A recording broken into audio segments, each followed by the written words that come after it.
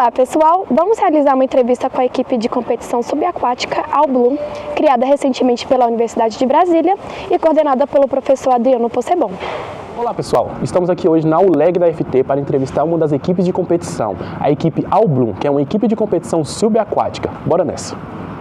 Agora vamos conhecer o espaço das equipes de competição. Temos em torno de umas 10 equipes de competição aqui e aqui que se encontra a sala da All Blue. Vamos nessa!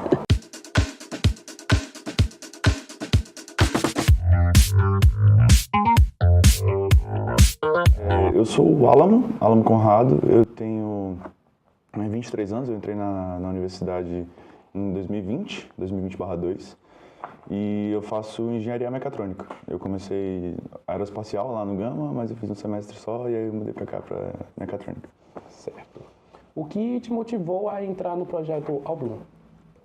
Uma Campus Party que eu participei em 2019, eu conheci a equipe do Rio de Janeiro, né, o FRJ Nautilus. E até então, assim, eles eram a única equipe que eu sabia que mexia com isso, de robótica subaquática, submarinos, no Brasil, né? Mas isso eu estava no meu ensino médio ainda. E aí eu entrei na universidade já com o intuito de que em algum momento eu fundaria a equipe de competição, né? Uma segunda aqui no Brasil para competir também. E aí quando eu entrei na universidade, eu já entrei em algumas equipes de competição, de drones e foguetes, para justamente pegar a experiência e entender como que é a coisa, para eu conseguir fundar uma equipe né, no momento adequado.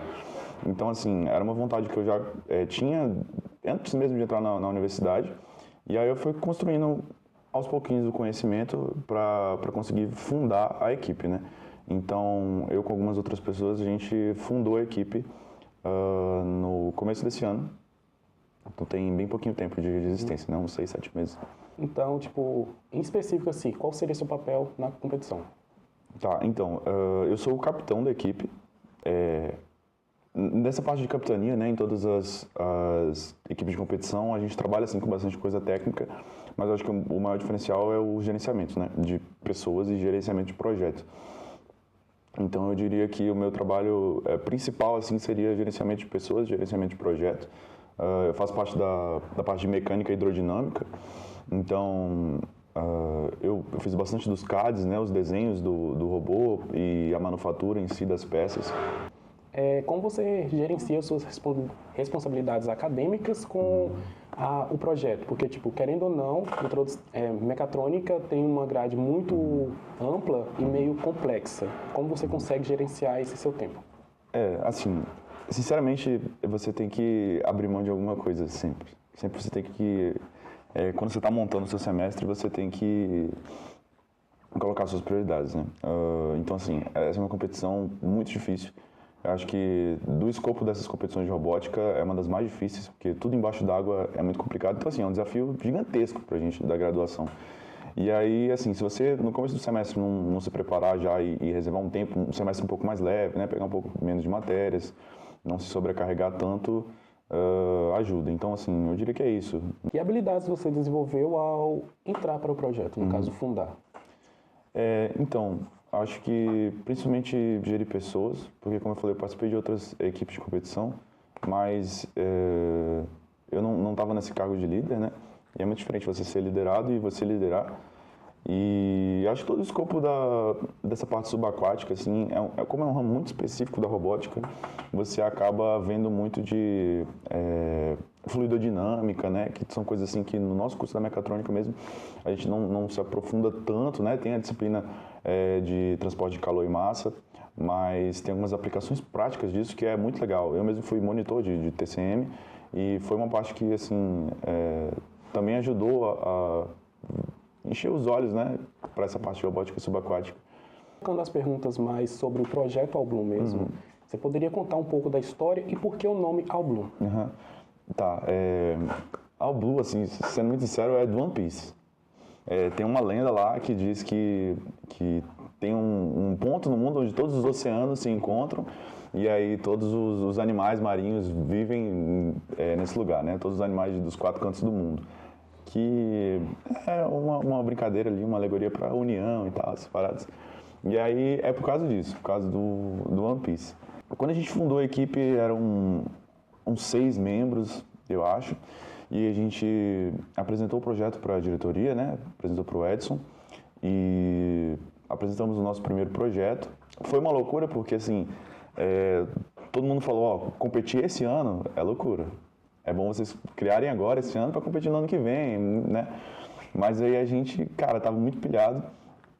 E quando a gente apresentou o projeto, a FT se comprometeu a pagar o nosso primeiro projeto, né?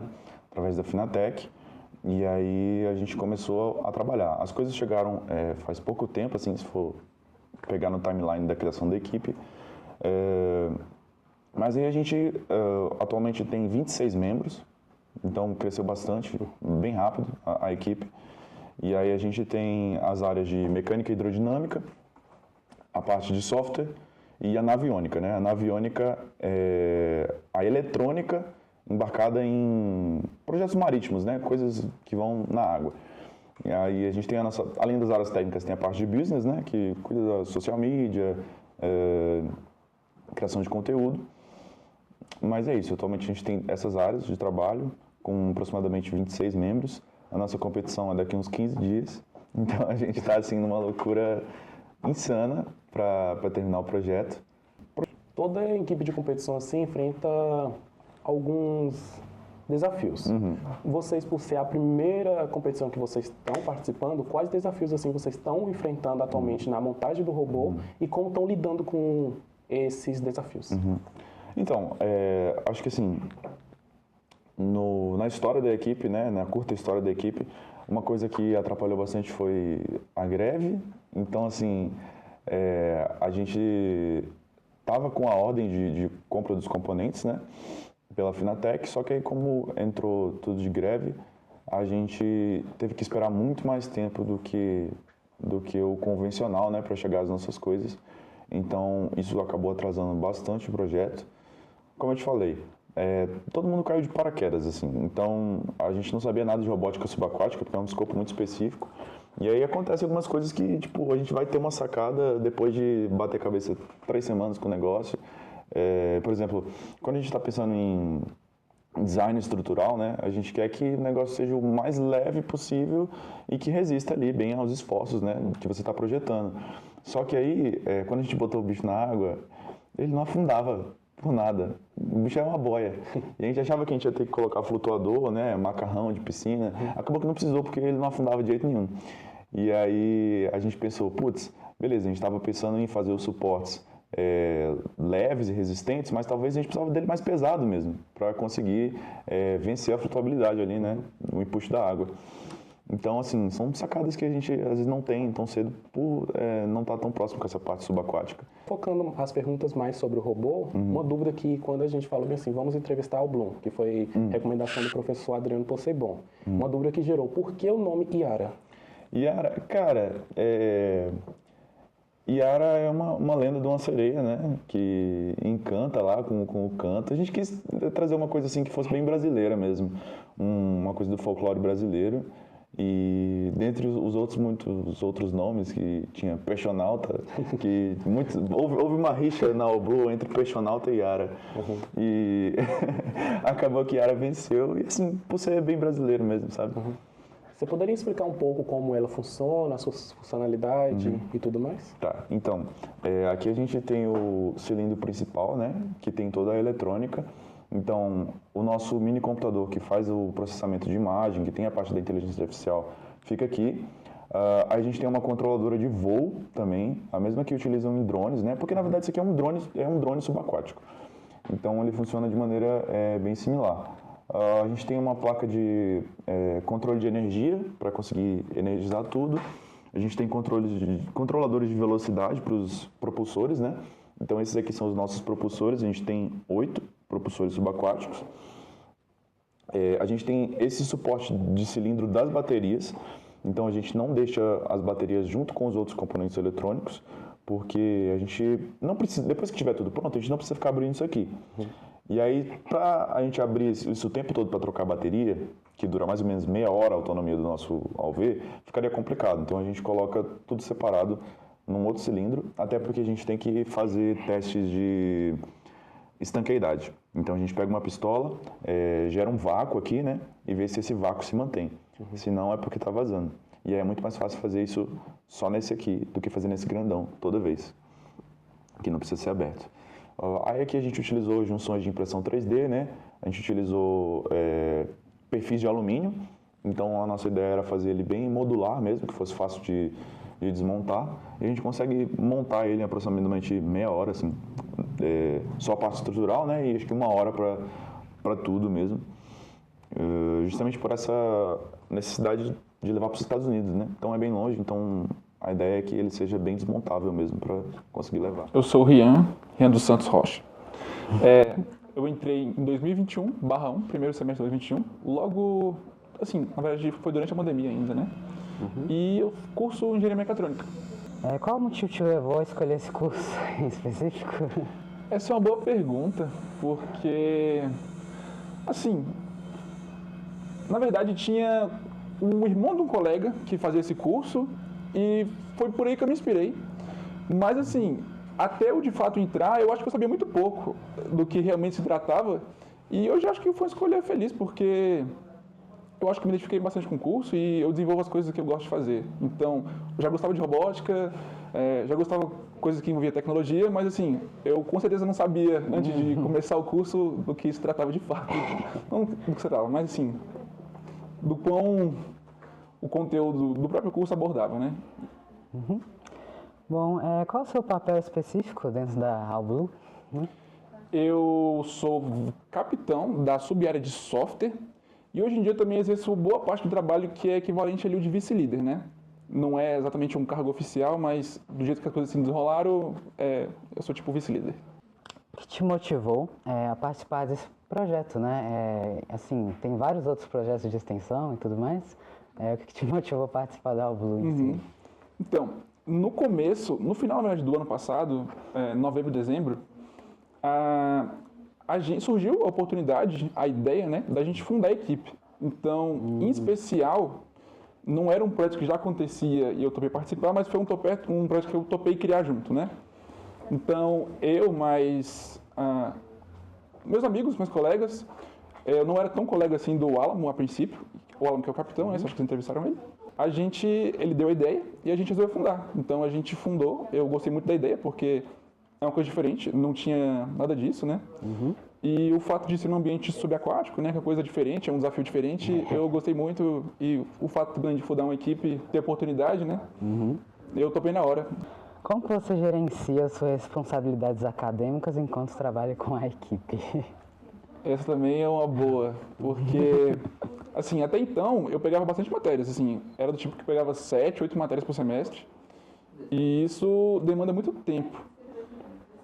Para isso, esse semestre eu tive que diminuir matéria, né? Então, eu peguei bem menos matérias do que eu pegaria para dar conta de lidar com as questões da equipe e com as questões acadêmicas. Inclusive, também, além disso, eu ainda faço projeto de iniciação científica, né? Então, é mais uma coisa e tudo isso junto demanda muito tempo. Então, você tem que abrir mão de uma coisa ou outra, né? Claro que não é para pegar nenhuma matéria e só focar na projeto de extensão, mas tem que pegar um pouco menos. Então, você podia nos explicar um pouquinho sobre a competição em si, tipo, como que ela funciona e tudo mais? Posso. A competição ela é basicamente dividida em 3 etapas, né? Tem o Qualify, que é a parte que você tem que se qualificar, né, para ir para a segunda parte, que são as semifinais, e por fim as finais. A parte do Qualify, ela é um pouco diferente das duas últimas, então ela é uma prova mais simples. A prova você tem que basicamente quase que uma prova de que você tem um robô autônomo que é funcional. Então, ele começa tendo que passar por um portão, seguir uma trajetória que é basicamente em linha reta, dar a volta em um poste e voltar pelo mesmo portão.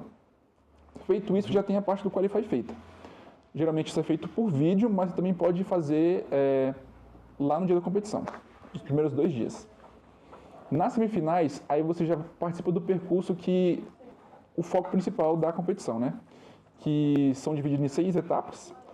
A primeira etapa é basicamente você pede um cara e coroa e dependendo do resultado você tem que posicionar o seu robô de algum jeito, ou é contra o portão ou é paralelo ao portão. E dado isso, ele tem que encontrar o portão, se alinhar e ir. A segunda etapa já é a parte do portão. Então, ele tem que identificar o portão, chegar na frente do portão e o portão tem 2 lados. Você escolhe os 2 lados de acordo com o jeito que você vai querer prosseguir a prova, né? Qualquer um dos 2 lados é válido, mas isso vai afetar como você vai fazer as etapas seguintes. Antes de você passar o portão, você ainda faz umas manobras, então você ganha pontos extras se você ficar rodando na frente do portão, enfim, esse tipo de coisa. Depois do portão, você vai para a etapa onde você tem que dar a volta, né? Numa boia. Basicamente, você faz com que o seu robô fique observando a boia e dê a volta. E a direção que você dá a volta depende também do lado que você escolheu para passar o portão. Então, as 2 coisas estão conectadas. Em seguida, tem a parte que é para você largar um marcador. Então, tem uma caixa, que é como se fosse uma lixeira assim, mas ele tem que identificar. E também, baseado na escolha que você fez no portão, você joga 2 marcadores dentro dessa caixa. Se você acertar, você ganha a pontuação máxima.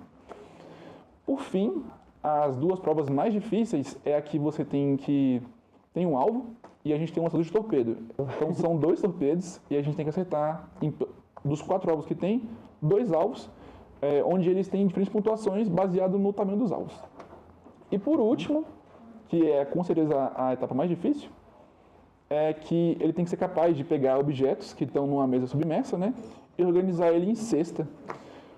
Usando aí vai ser tanto técnicas de visão computacional e também processamento de sinais, porque tem a questão de um pinger, de um hidrofone que fica debaixo da água, que auxilia o AUV a se localizar. Então tem tudo isso.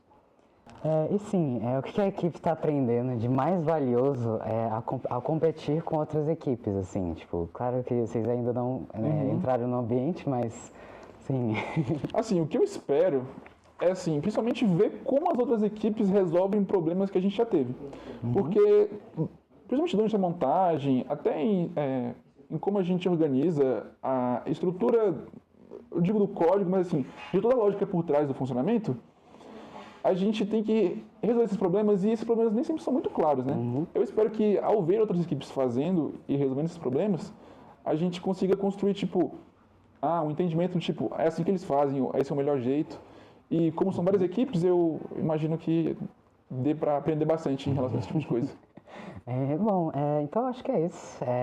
Oi, eu sou a Maria Luísa, eu sou da Engenharia Mecatrônica, 5º semestre, e eu entrei na Blue esse ano, estou muito ansiosa, é a minha primeira competição, espero que dê tudo certo e estou muito ansiosa. Meu nome é Yuri, eu sou da Engenharia Mecânica, é minha primeira competição também, eu entrei no início desse ano na Blue, estou aprendendo muitas coisas. A minha expectativa é aprender muito lá com as outras equipes, entender como funcionam outros robôs, especialmente na minha área da mecânica, entender sobre diferentes máquinas, sobre diferentes mecanismos, e eu estou bastante ansioso também e espero que possa tudo ocorrer da melhor forma possível. Então, nós escolhemos a equipe de competição All Blue, pois na entrevista com o professor Adriano Poseidon, ele nos comunicou que era coordenador dessa equipe e nós achamos muito interessante a missão que eles têm dentro da UNB. Depois das entrevistas, foram muito proveitosas, em que eles nos explicaram bem como funcionam os mecanismos e como a dinâmica na All Blue mesmo. Estou aqui dia 5 de agosto, no dia que eles estão indo para Los Angeles competir. Eles vão voltar dia 11 de agosto e traremos mais novidades depois.